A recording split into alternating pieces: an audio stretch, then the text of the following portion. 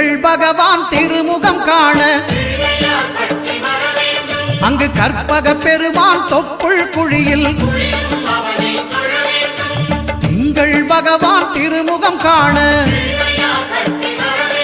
அங்கு கற்பக பெருமான் தொப்புள் குழியில் பார்க்கடல் பிறந்த சந்திர பகவான் கணபதி வயிற்றில் நிறைந்திருப்பான் எங்கள் கற்பகத்தானை கண்டவர் தமக்கு தீரா பிணிகளை தீர்த்து வைப்பான்